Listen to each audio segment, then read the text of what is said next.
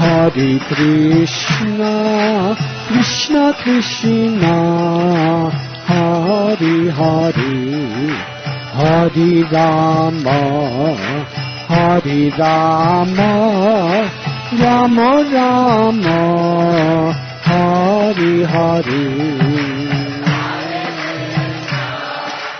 Hare Krishna, Krishna Krishna, Hare Hare, Hare Rama, Rama Rama, Hare Hare. Hare Krishna.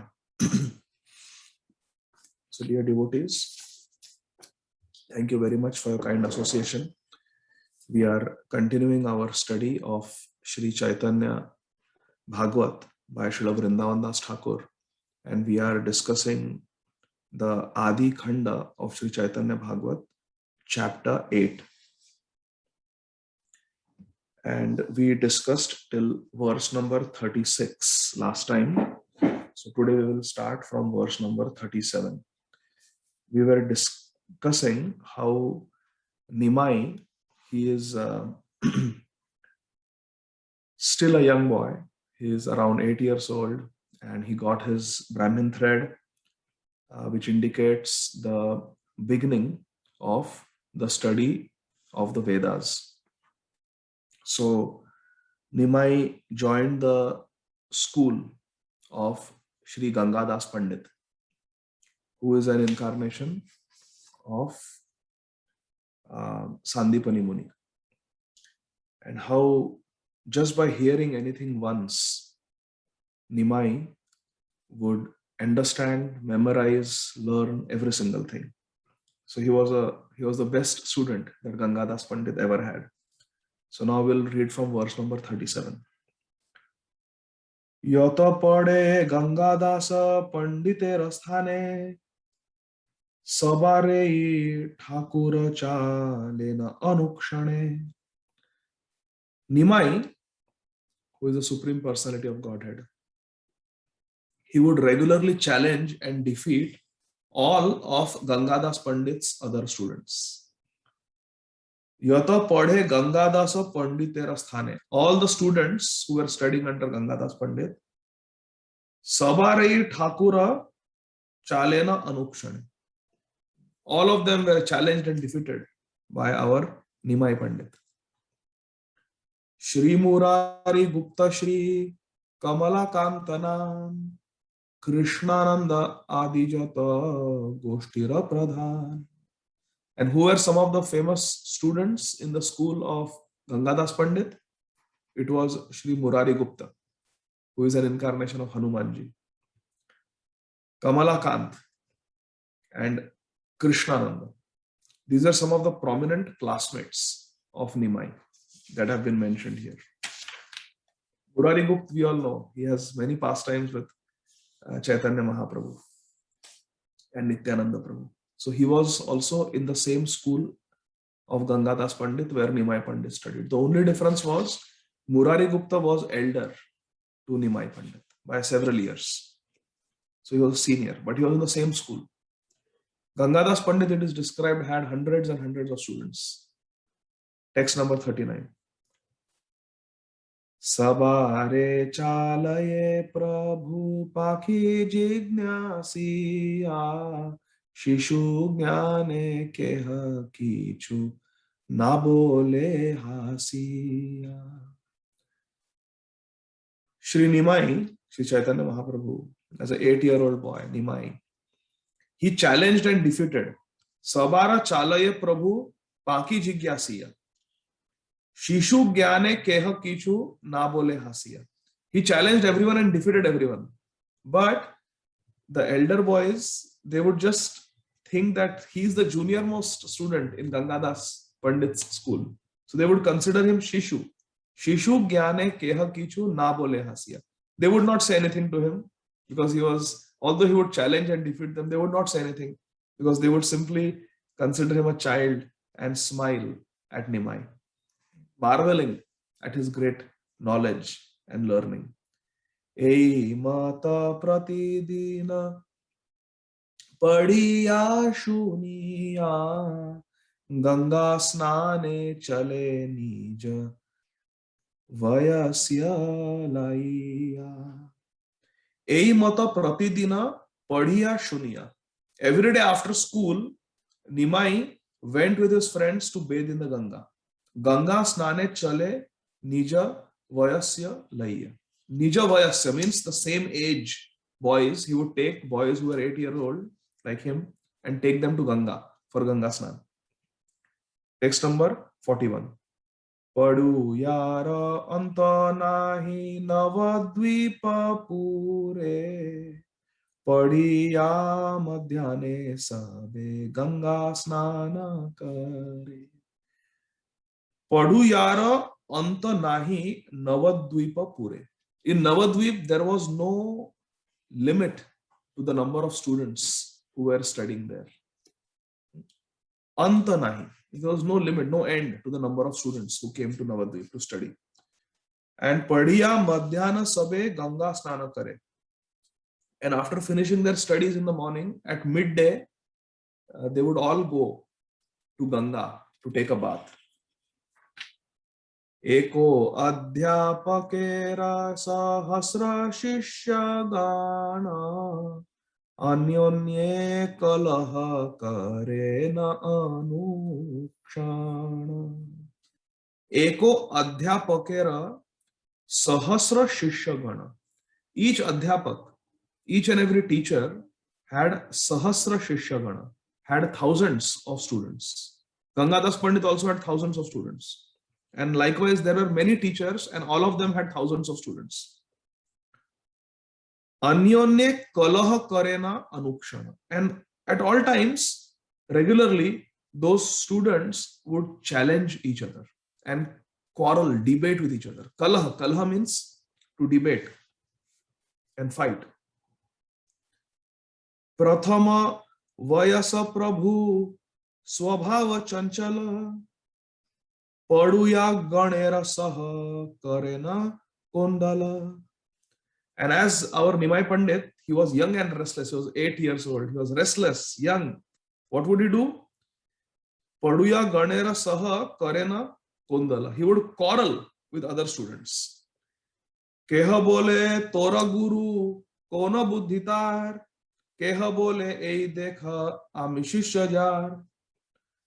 So how would they fight with each other? These boys, they would gather on the bank of Ganga during the early afternoon to take their bath, and they would challenge each other. How would they challenge? Just see. The boys would say, Tora guru kona buddhitar. Your teacher is not very learned. Your teacher is not very intelligent. Therefore, you cannot be intelligent. And keha bole, some would say, Ei dekha, ami shishya jar. Just see whose disciple I am. They were very proud of their teachers' learning.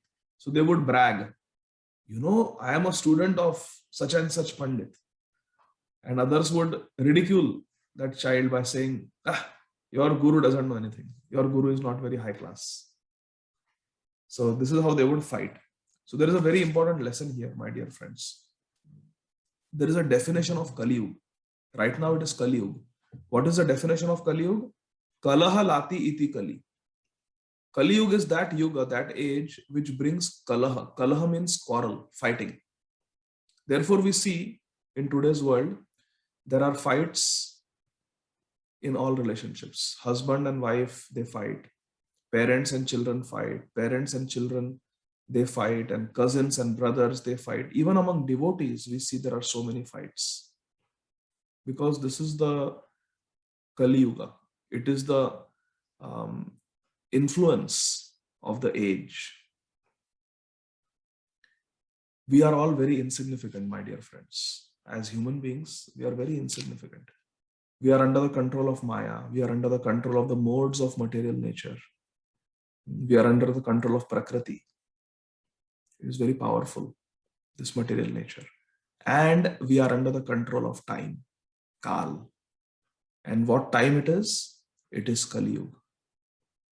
You see, even in the daytime, just see, in the morning, after we wake up, in the morning, after a good night's sleep, we are fresh. We want to do things. We want to go to the office. We want to go to our business, our shop, or whatever work we do, or even if we are at home with the household chores, we get going in the morning. Because in the morning, mode of passion is predominant during the daytime. And we see at night, most of the people, they are watching movies or some sports, or they go to the restaurants and eat food in the mode of ignorance. Like they drink alcohol or they eat meat. All these things are in the mode of ignorance. So at night, mode of ignorance is prevalent. But in the Brahma Muhurta, in the early morning, mode of goodness is prevalent. Therefore, people like to do spiritual activities, meditation and bhajan in the morning. So just see, every day, we are under the influence of time, how time is influencing us. We hear some music, some song, and it can make us happy. It can make us nostalgic. It can bring back old memories. So see how we come under the control of music. If we just analyze, we are always controlled. We are controlled by the laws of the country. We are controlled by the laws of the state and the city. We are controlled by the laws created in our office. As a medical doctor on medical staff of hospitals, we are governed by the laws and the bylaws of the hospital. You see? So we are all always under the control of different laws. And ultimately we are under the control of Krishna. Ekela Ishwara Krishna Arasara Bhatya.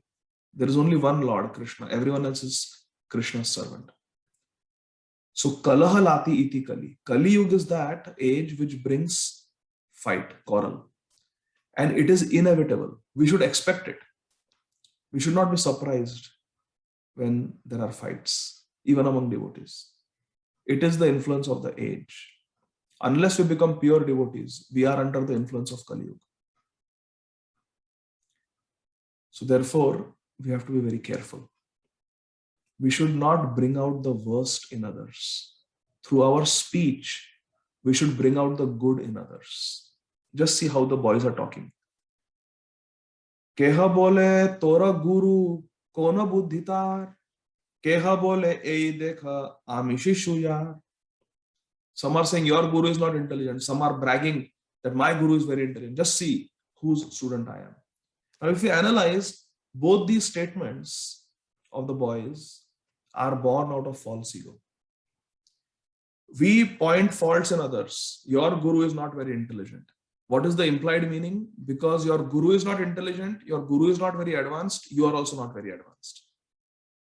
But I can see this problem in your guru. I can see this fault in your guru because I am very good. I am very advanced. And I can see that you are not advanced because I am more advanced than you. So we are looking down. I am at a high level, you are at a lower level. We are looking down on others. The second statement, Ei dekha ami shishu yaar. Ami shishya yaar. Whose disciple I am? Just see. I am the disciple of a great Pandit. What is the implied meaning? I am very great because my guru is very great. This is false pride. This is ego, false ego. We just simply want to bask in reflected glory. A particular teacher or guru may be very advanced, and we think that I am very great. Why? Because I have been accepted by this great personality. My guru is great. Guru may be great, but that doesn't make us great. Guru may be very great, but just because we have been accepted as students or disciples doesn't make us great. During our initiation ceremony, I remember it was the disappearance day of Srila Ramananda Raya. Our Guru Maharaj, Srila Gurudev, he said something very profound. I have written it down. The Harikatha that is given during initiation ceremonies, my dear friends, we should hear it again and again. That is the direct instructions of Shri Guru to us. So one of the things that Srila Guru Maharaj said during our initiation ceremony was, you will not make much advancement by taking the vows of initiation today. I repeat, Srila Radhanath Swami Maharaj said, all of you are not going to make much advancement by coming and speaking your vows today. Yes, you're speaking the vows in front of your Guru Maharaj, you're speaking the vows in front of the assembled devotees, in front of Shri Shri Lalita Vishakha Radha Gopinath ji, in front of Srila Prabhupada, in front of the sacred fire. Yes, you are taking your vows, but you will not make much advancement by speaking your vows today. But you will make spiritual advancement by following these vows. Anyone can speak. My beloved Guru Maharaj, I take a vow, I will at least chant 16 rounds every day on my Japamala, Hare Krishna Mahamantra. I will follow the 4 regulative principles and I will serve in the mission of Srila Prabhupada in ISKCON in the mood of servant of the servant of the servant. Anyone can say this. I will follow the 4 regulative principles. No meat eating, no intoxication, no illicit sex, no gambling. Very easy to say, but very difficult to follow. Really, at least that is what has been my experience. Many times I feel I should not have taken initiation. I should have waited for more years. Because it is easy to take vows of initiation, but it is difficult to follow. And really, many devotees have experienced this, that after initiation, life becomes very difficult. Hare Krishna. This is a fact. Divya Jnana Metodadhyat Kuryat Papa Sasangshanam Tasmat Diksheti Saprokta Deshikesta Prakovida. It is said that during Diksha, 2 things happen. We get Divya Jnana, we get divine transcendental knowledge, and Kuryat Papa Sasangshanam. The sins are all destroyed. Guru Maharaj takes responsibility for all our sins performed in all the previous lifetimes. Whatever this Jivatma sins has committed, Srila Guru Maharaj takes them and destroys them by the mercy of Krishna, being in a parampara. So logically, one may think that now all the prarabdha, everything is finished, now I should not suffer. But it is experience of so many devotees that after initiation, life becomes tough. So many crises come in life after taking initiation. Because actually spiritual life begins after taking initiation. Everyone must take Diksha. And then the actual test starts. So many challenges come in life. And we have to remember the words of Sri Guru. You will not make so much advancement today by speaking these vows. But advancement, realization, empowerment will come by following the vows that we speak during initiation. We are conditioned souls, and because of being conditioned so many lifetimes, it is very difficult to live up to the standard that we promise, the standard that devotees think we are following, and the standard that is expected from us. Therefore, the great souls, they say that just remember one mantra. Just one mantra. If we remember this one mantra, we will go back home, back to Godhead for sure in this lifetime. And we will please our Guru. What is that mantra? Do what you are supposed to do, when you are supposed to do it, the way you are supposed to do it. Simple. Do what you are supposed to do, when you are supposed to do it, the way you are supposed to do it. Or to simplify it, just do what you are supposed to do the way you are supposed to do it. Simple. Simple mantra. So we are supposed to chant at least 16 rounds attentively. So do it. Do it the way you are supposed to do. Do it nicely. If we feel tempted to break the regulative principles, are we supposed to do that? No. So don't do it. Do what you are supposed to do the way you are supposed to do it. Do it nicely. Do it and do it nicely. Srila Rupa Goswami gives this mantra. Anukulyasa sankalpa pratikulyasa varjana. Do what is favorable for devotional service and don't do that which is unfavorable for devotional service. And where does Srila Rupa Goswami get this from? He gets it from the Bhagavad Gita. Lord Krishna says in response to Arjuna's question that Chanchalahi mana Krishna. This mind is very chanchal, very restless. It is very difficult to control. I can control the raging wind, but I cannot control this mind. Arjuna is saying, who is Gudakesh, who has controlled his sleep. So what does Krishna say? Yes. Definitely, I agree that this mind is very difficult to control, but abhyasena tu kaunteya vairagyam ch kriyate. You can control the mind by two things: abhyas and vairagya. Abhyas means do what is favorable, and vairagya means avoid that which is unfavorable. So, chanting 16 rounds, serving in the mission of Srila Prabhupada in the mood of servant of the servant of the servant is abhyas. Reading, hearing, chanting, kirtan is abhyas. Doing what we are supposed to do. And vairagya means to give up unfavorable things. It may be eating outside food. It may be eating something that cannot be offered to Krishna. It may be breaking the regulative principles. We have to analyze. If we are honest, we will understand this is not good. We become so sensitive afterwards that if we eat something that is not prasad or something that has not been properly cooked and properly offered. For example, if someone who is new to Krishna consciousness invites us home for prasad and we go, and they know that we are devotees and we don't eat onion garlic, we eat vegetarian food and we offer it to Krishna. And they say, yes, I will cook without onion garlic and I will offer it to a photograph of Krishna in my house. You come and eat. And they cook nicely without onion garlic and they offer it to Krishna. And we go and eat it.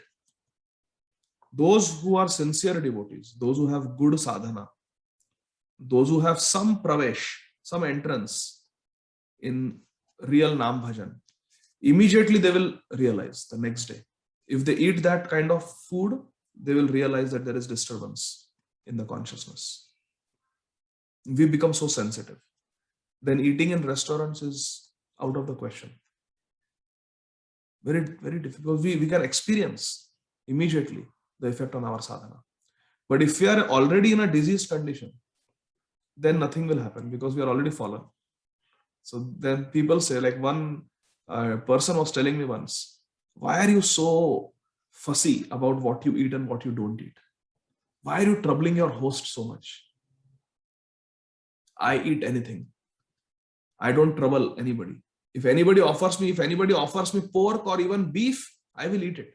I don't want to trouble them. Why should I trouble them? Why should I make it difficult for them?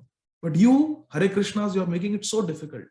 No mushroom, no onion, no garlic, no this, no that. How much jhanjat jhamela? Look at us. We are so simple. Whatever is given, we eat. Just see. See the philosophy. You don't want to inconvenience your host. What about the cow who has been slaughtered? What about the pig who is lying dead on your plate? What about the fish that had to suffer because you want to eat fish? And what about your soul? In Bhagavad Gita, Krishna says that Yajna Shisthashana Santo Muchante Sarva Kilbhishay Bhunjati Tetvagam Papa Yah Pachanti Atma Karana Patram Pushpam Phalam Toyam Yome Bhaktya Parashati Yat Karosh Yadashnash Yajjuvos Dasyat Yat Tapasyasi Kauntya Tat Kuru Shamadarpanam. Krishna is asking us to eat Krishna Prasad. So why should we eat anything else? But people say like that. So therefore, we have to be very careful. Another lesson from this is to avoid kalaha, to avoid fights in Kali Yuga. We should not engage in guru groupism. Because see, in our International Society for Krishna Consciousness, in Prabhupada's family, we have a multi-guru society. There are many Diksha Gurus in ISKCON. And previously it was not like that. Previously there would be one guru and in his ashram, all the students would live in the Gurukul. So everybody was connected to one guru. But to have an international society, we have one founder Acharya, Srila Prabhupada, Srila Bhaktivedanta Swami Maharaj, Prabhupada ji. But under Srila Prabhupada, we have many gurus. Like Mahaprabhu had many disciples, many followers. And therefore, Sri Chaitanya Charitamrita describes that Mahaprabhu is a tree with many, many branches. Many, many branches, isn't it? There are dozens and dozens of branches. So similarly, Srila Prabhupada, being a Chintamani, a spiritual touchstone, he touched the lives of many devotees and he has created many Sadgurus. So we are a multi-guru society and we should have that vision. We should see our Guru Gan as brothers, as They are all God brothers under Srila Prabhupada, all our Guru Varga. So they are one family. And similarly, we have to see Srila Prabhupada not as a stand-alone Acharya, but Srila Prabhupada also we have to see along with his God brothers and God sisters. Just like we see our Guru Maharaj along with his God brothers, and all of them are together. All God brothers, God sisters, all Prabhupada disciples are together as one family under Prabhupada. Similarly, Prabhupada is not standing alone. Srila Prabhupada also comes with his family. Srila Prabhupada loved his God brothers and God sisters, like Srila Akinchan Krishnadas Babaji Maharaj, Srila Bhakti Rakshak Sridhar Maharaj, Srila Bhakti Pragyan Keshav Maharaj. So many of them. It's not that Srila Bhakti Siddhanta Saraswati Thakur gave only one pure devotee, Srila Prabhupada. No, that is a very offensive mentality. Srila Bhakti Siddhanta Saraswati Thakur Prabhupada gave so many pure devotees, so many acharyas. So we should see Srila Prabhupada also along with the Gaudiya Math family. Along with the Gaudiya Math family. And similarly, Srila Bhakti Siddhanta Saraswati Thakur. Not alone, but he is also with his Guru Maharaj, Srila Gaur Kishore Das Maharaj, Srila Bhakti Vinod Thakur. Like that. So there is Narottam Shamananda Srinivas. There are the 6 Goswamis. Mahaprabhu has so many followers. So like that, we should see the whole picture. Ultimately, everyone is under Sri Chaitanya Mahaprabhu. We are all small leaves of the Sri Chaitanya Mahaprabhu tree. All of us belong to Mahaprabhu. And we should have that vision. So we should not do Guru groupism. We should not do Guru groupism.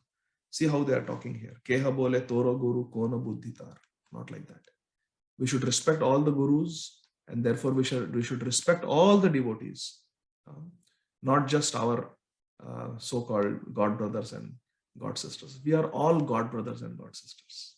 Mukta Sangha Prabhu is my God brother. Gaurachandra Prabhu is my God brother. We are all God brothers and God sisters. We are all one family.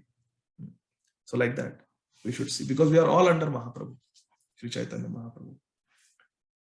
Ei mata alpe alpe haya gala gali, tabe jala phela pheli, tabe deya bali. So in this way, gala gali, they would give bad words to each other. They would quarrel with harsh words, and they would splash jala phela pheli. They would splash water on each other and quarrel and fight. Of course, these are children. These are 7, 8, 9-year-old children. So their fights are not serious, but there is a lesson for all of us. Therefore, I spent some time talking about Kalahalati iti Kali. Kali Yuga means it will give ample opportunities for fights. 2 devotees will be best friends. They will be doing service nicely. And then Kali Maharaj will come and put some spark of fire, spark of quarrel between them.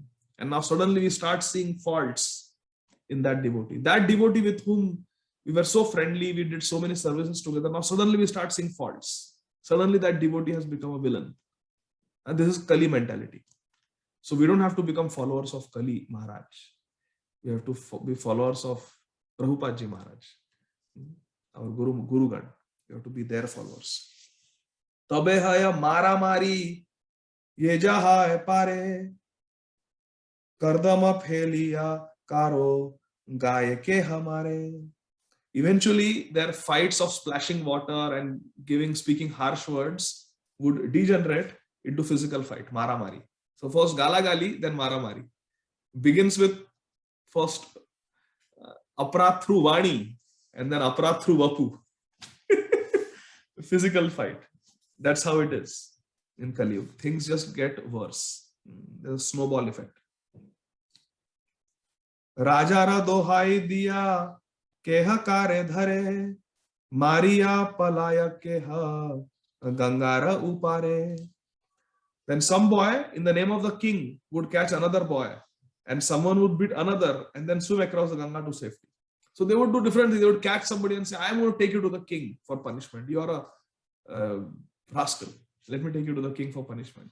And then they would beat, they would push, shove each other, swim on the other side of Ganga to escape. So all this was going on. Eta huda hudi kare, padu ya sakala, balika da maya saba, Haya Ganga Jala. And they wrestled and they fought so intensely in Ganga that Bali Kadamaya Saba Haya Ganga Jala. The Ganga Jal would become full with mud and sand. The Ganga Jal, because of fighting and splashing in the shallow waters of Ganga, on the banks of Ganga, the water would become all muddy. So, what is the effect of that? Jala bhari bare nahi, pare nari gana, na pare karite snana, brahmana sajjana. So, because these boys, they have fought, thrown sand and mud at each other and punching and fighting with each other in the Ganga, the whole Ganga water has become muddy. And what is the effect? Jala bhari bare nahi, pare nari gana. When the nari gana, the ladies come with their pots, brass pots or earthen pots to fill water, they are not able to fill. Why? Because the water is very muddy. They are collecting water to do seva for Thakurji at home, to worship their deities at home, or they are taking that water to go and cook. How can you use muddy water to cook rice or to cook vegetables? You cannot. So poor ladies, they have come to Ganga to collect nice, clear Ganga Jal, but because these boys have fought so vigorously, the water has become muddy. So the ladies are not able to collect water for their service. And napare karite snana brahmana sajjana. And when the sajjan brahmanas, the sober brahmanas, the well-behaved brahmanas, they come to take their bath in the Ganga at noon before doing their noon Gayatri, they cannot take bath because the water is all muddy. So there is a lesson here also. It is said, when two elephants fight, imagine there's a forest and two elephants are fighting. When two elephants fight, it is the grass that suffers. Hare Krishna. It is the grass that gets trampled. It is the small plants that get uprooted when two elephants fight. The elephants themselves are both strong. They may not get hurt by their own fight. But when two elephants fight, it is the grass that suffers. So therefore, when devotees fight, there are so many junior devotees who are watching. And they become disturbed. They become discouraged. They lose faith. Arey, such senior devotees, they are fighting like Dharmis. They are fighting like materialistic people. Look at the comments they are writing on Facebook.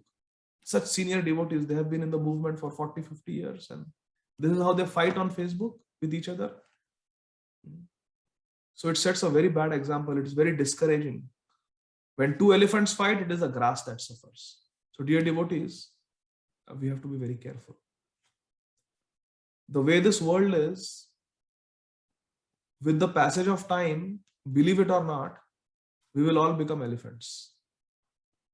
Because what is it? In spiritual life, you just have to hang around. Just stick around in ISKCON and years will pass and suddenly people will be saying, oh, Prabhuji, he's been a devotee for 10 years.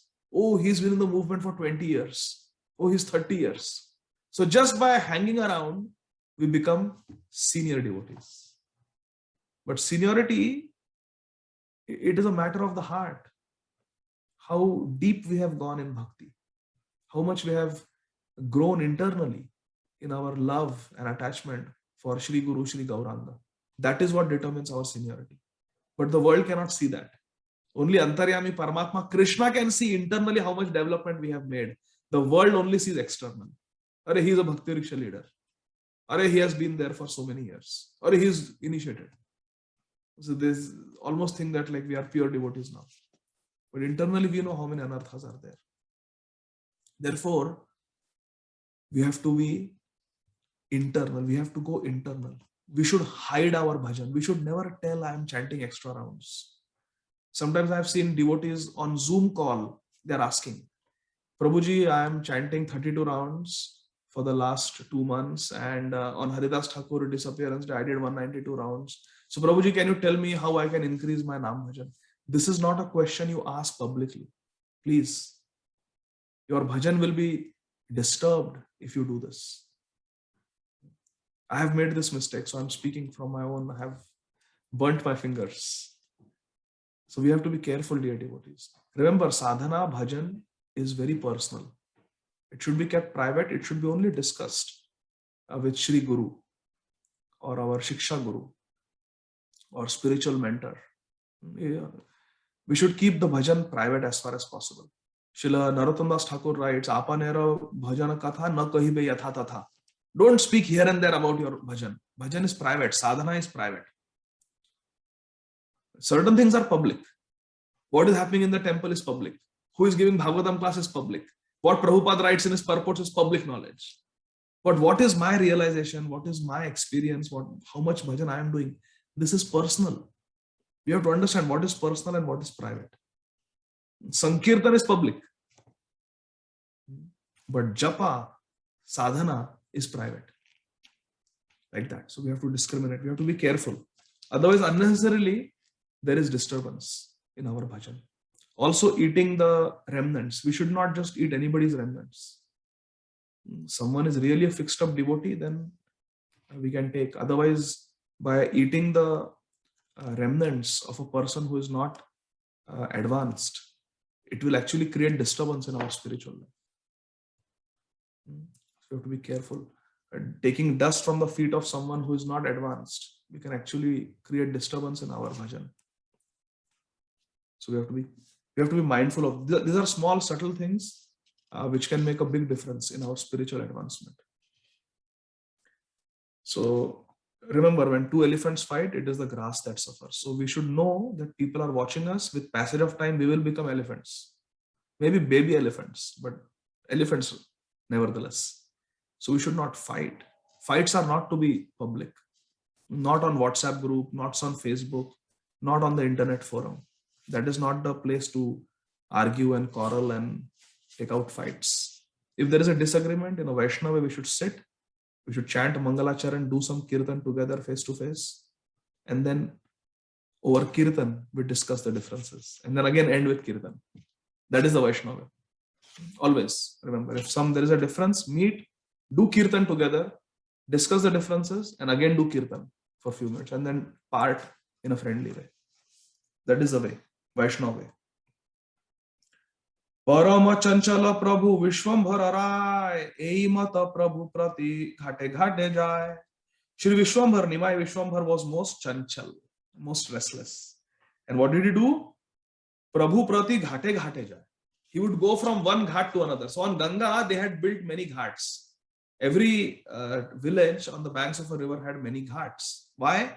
Because people would bathe at specific ghats. The ladies would go to one ghat. The men would go to another ghat. Washing the clothes was to be done at another ghat.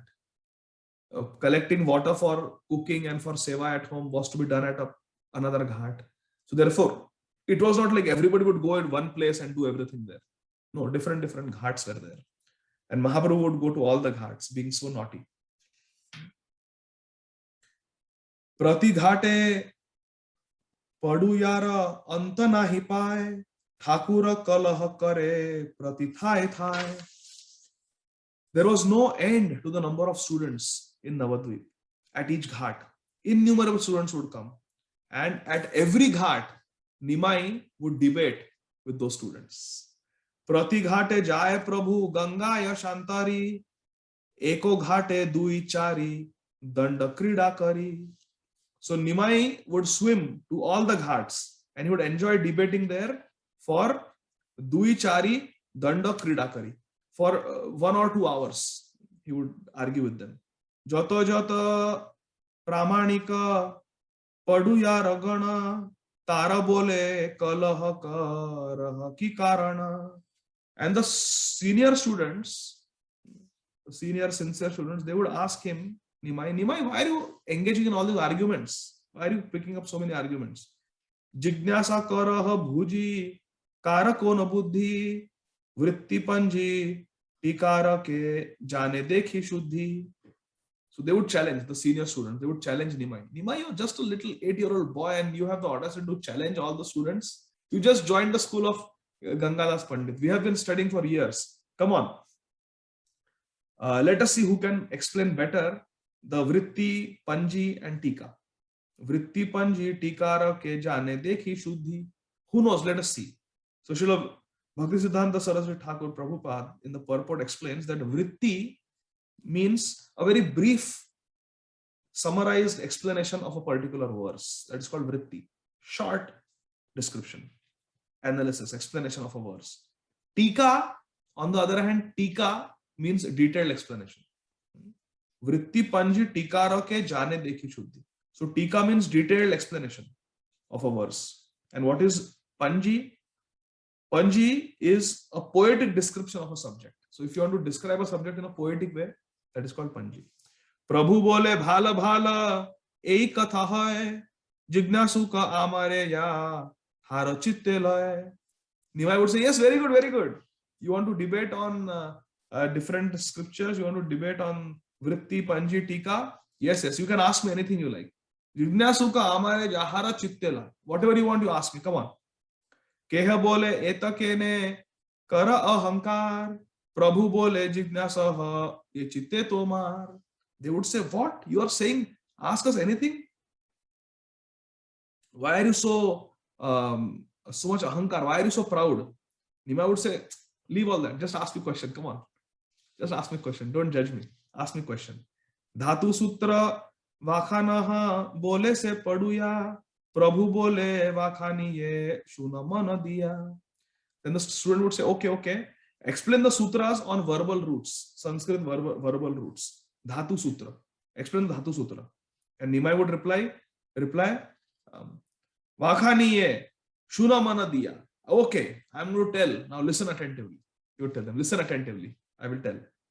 Sarva Shakti Samanvita Prabhu Bhagavan Karile na sutra vakhya Ye haya praman. And then the all-powerful Lord Vishwambar, from who gave Vedas through his flute to the heart of Brahma. Tene Brahma Hridaya Adi Kavaye. Muhyanti Yat Suraya. One who can even bewilder Brihaspati and other demigods. He starts speaking on the Shastra. And he starts speaking on Sanskrit grammar, on the sutras for grammar.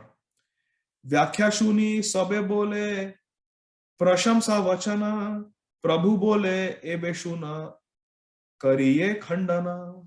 So Nimai would speak so perfectly on the dhatu, on the verbal roots in Sanskrit, that the senior students were astounded. And they would do prashamsa, they would praise Nimai. Nimai, that was fabulous. What a brilliant description you have done. But Nimai was not satisfied. He would say, Prabhu Bole Ebe Shuna Kariye Khandana. Now listen, whatever I spoke, which you are glorifying so much, you liked so much, I will do Khandan. I will show how that is all wrong now. Listen. Jata Vyakhya Kailataha Dushila Sakala Prabhu Bole Sthapa Ebe Kara Ache Bala. Then after that, whatever he had spoken initially, which was appreciated by everyone, Chaitanya Mahaprabhu would give such refuting arguments that he would completely refute and destroy what he had established. And everybody was like surprised and amazed. What did you just do? That was awesome. And then Nimai would say, Prabhu bole sthapa ebe kara ache bola. Now again, I will re-establish what I had originally spoken. Now I will do Khandan. I will destroy the arguments that I just established and re-establish the original argument. Chamatkara sabe bhave na mane mane Prabhu bole shuna ebe kariye sthapane.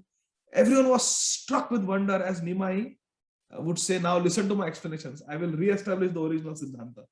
Punha hena vyakhya kari lena gaura chandra sarvamate sundara ko thao nahi manda. Then Gaura Sundar, he would speak in such an expert way, in a very wonderful way. He would, in a very sarvamate sundara ko thao nahi manda. In a very beautiful way, without any fault, no one could find any fault. He would actually do that. He would re-establish the original thing that he had spoken. It was so amazing. Jata sava pramanika padu ya ragana santoshe sabai kari lena alingana.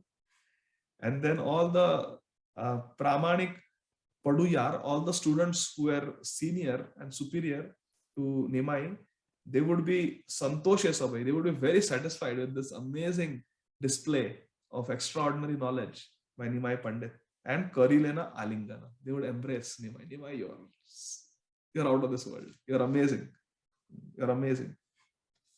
And they would say, Paduya sakala bole aji ghare jai, kaliye jigyasita ha balibare chai. Now you go home. We will also go home. Very nice. You spoke brilliantly today. Tomorrow we will have more arguments, more questions for you, more topics for you. We will give you topic and we will see how you speak on those topics. So Nimai would say, all right. Ei mata pratidina jhana virajale Vaikuntha Nayaka vidya rase khela khele. In this way, our Vaikuntha Nayak, Nimai Vishwambhar, the Lord of Vaikuntha, jhana virat jale, in the waters of Ganga, Vaikuntha Nayaka vidya rase khela khele. Vidya rasa khela khele. He was enjoying these pastimes of Vidya rasa, his academic pastimes, his pastime Vidya Vilas, his pastimes of showing, displaying his knowledge and his great learning. Nimai would display. So this is Nimai Vishwambar's wonderful Leela, my dear friends. He is teaching us something very important. What is he teaching? Tarko apratishtha shrutayo vibhinna. In Mahabharata, it is said that you cannot establish the truth simply by tarka, simply by dry arguments. Tarko apratishtha shrutayo vibhinna nasha rishiryasya matam na bhinnam dharmasya tattvam nihitam guhaya mahajano yena gatha sapantha. Very important verse. This verse was often quoted by Srila Prabhupada. Tarko apratishtha shrutayo vibhinna. The Shastras, Shruti Shastras, the Vedic literature is vast. And it caters to people of different backgrounds, different levels of spiritual understanding. And therefore, it is impossible to establish the truth simply by arguments. Tarko apratishtha. Pratishtha means to establish. Apratishtha means you cannot establish by tarka, by arguments. So Nimai is teaching this world a very important lesson. What is that lesson? You see, we have to understand the social context of these pastimes. At that time, Navadvip was the Boston of education. Just like in Boston, we have all these Ivy League universities, we have Harvard and Boston University, and in the Northeast, basically, all the 8 Ivy League universities. So it's the Northeast of America is the high seat of learning. So many nice universities are there. There is Yale and so many others. Brown University and Columbia, Cornell, Princeton. So all these Ivy League universities are there, and therefore it's a high seat of learning. Navadvip was like that. Navadvip was like that. All the great Pandits had come to Navadvip, and therefore there were thousands of students who would throng to Navadvip to learn. But what was the problem? They were simply becoming proud of their learning, simply getting proud and debating and wasting their human form of life out of false pride and ego. Now the purpose of Nimai is to give Krishna Prem. Namo Mahavadanyaya Krishna Prem Pradayate. So now in this context where Navadvip is the high seat of learning, and these people, they are misusing the Vedic literature to simply become puffed up. How to give them Krishna Prem? How to attract their hearts? What did Nimai do when he had to attract Prakashananda Saraswati, who was a Brahmavadi? He was attached to Brahma Jyoti. What did Nimai do? He took a humble position, sat near the place where people wash their feet, and simply manifested his Brahma Jyoti effulgence. And seeing that Brahma Jyoti effulgence, these Brahmavadis were very attracted. Prakashananda Saraswati and his 60,000 disciples, they were very attracted. So Nimai knows exactly how to attract them. How do you attract these proud students who are very proud of their vast learning? Nimai's plan was, I will become Nimai Pandit. Nimai becomes Nimai Pandit. I will become the greatest Pandit among them. These fools are very proud of their dry, mundane learning. I will become such a learned scholar that they will all bow down before me. They will all respect me as Nimai Pandit. I will defeat all of them with my vast knowledge, display of knowledge. And then I will take sannyas. Hare Krishna. Or then I will manifest myself as Bhavuk Nimai, as a devotee Nimai. So they saw the chanchalata, the naughtiness of Nimai. They are seeing now the great knowledge and vast learning of Nimai Pandit. And they will be attracted. Oh, what a scholar Nimai Pandit. He knows everything. We are followers of Nimai Pandit. And then that same Nimai Pandit will become Bhavuk Nimai. After getting initiation from Ishwar Puri, he will start crying, chanting Krishna Nam. So then all these devotees, all these academicians who are attracted by Nimai Pandit, now they will think, this Nimai Pandit who knows everything has taken to bhakti. There must be something great in bhakti. Let me also become a devotee. So this is Nimai's plan. Therefore, he is debating with them. He is defeating them. Not out of ego, out of compassion. He wants to defeat them, and then by becoming a devotee, he wants them to follow behind. They will become, and all of them, you will see, all of them are going to become devotees. We will see in the page of Chaitanya Bhagavat. So this is the grand plan of our Nimai. Always wants to elevate everyone.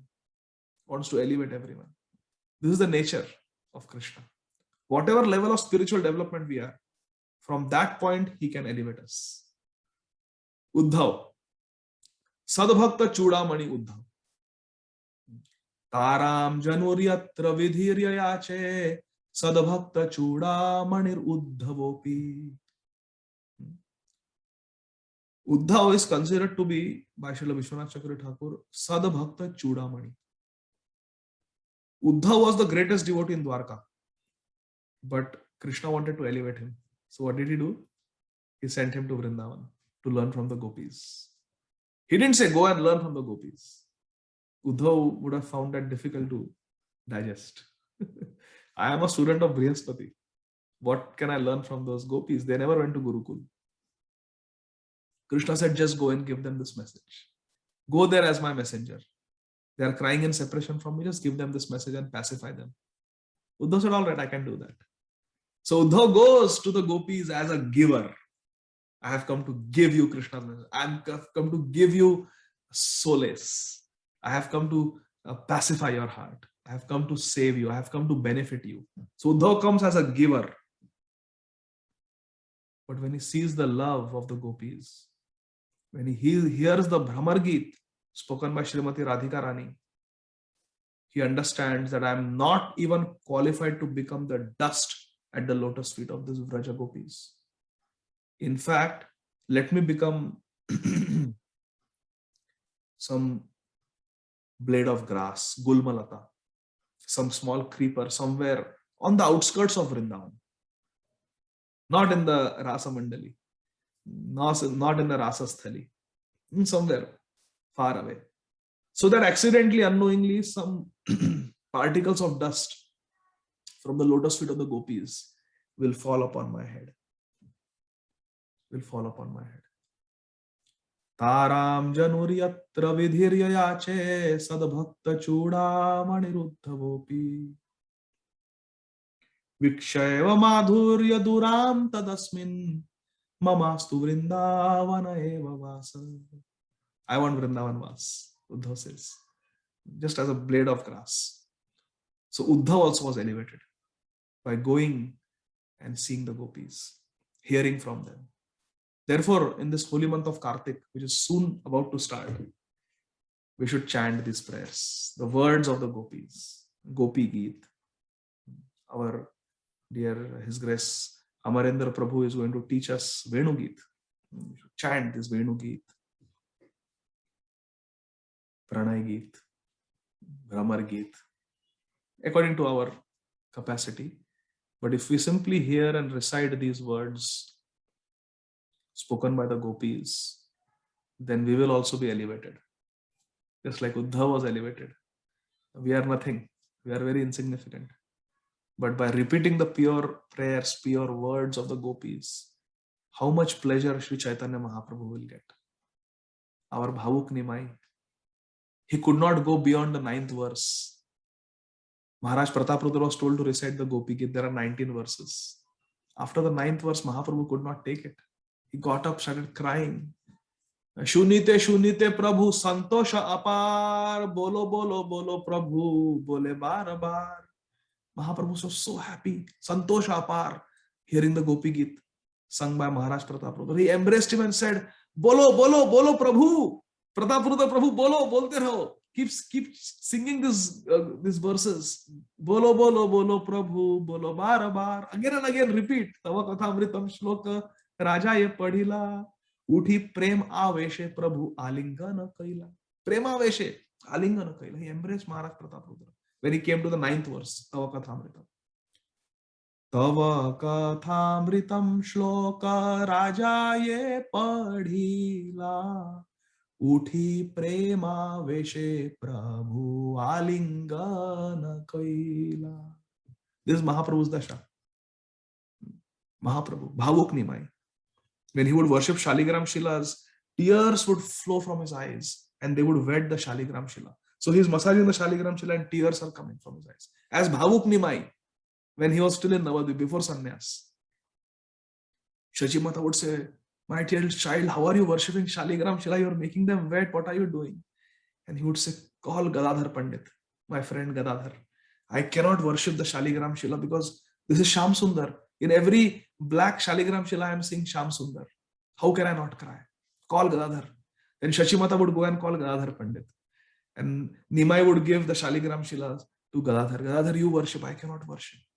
So Nimai would start crying. He would go take a bath, again come. Again, he would start worshipping Shaligram. And again, he would start crying and wet the Shila with tears. Oh, I am contaminated. Now let me go and take a bath. After many such attempts, finally, Shachi Mata would call Gadadhar Pandit. And then Gadadhar Pandit would worship the Shaligram Shila on behalf of Nimai Pandit. This was the Bhavuk Avastha. This was the emotional state of Mahaprabhu. This is the emotional state of Mahaprabhu. He loves to hear his devotees recite Gopi Geet, Venu Geet, Bhramar Geet. We see throughout Chaitanya Charitamrita, Swarup Damodar Goswami, to pacify Mahaprabhu, what would we do? He would quote select verses from Srimad Bhagavatam. Barha, Pidam, Natavara Bapu, Karanayo, Karanikaram. All these verses. They're very dear to Mahaprabhu. So in the morning when we are chanting these Ashtakams, we are chanting all these verses from Srimad Bhagavatam, our mood is one and only one. The pleasure of Shri Guru, Shri Gauranga. We don't understand the meaning, but Guru Maharaj understands. Shri Chaitanya Mahaprabhu understands. For their pleasure, we are doing this. So let us make our Kartik month very, very auspicious.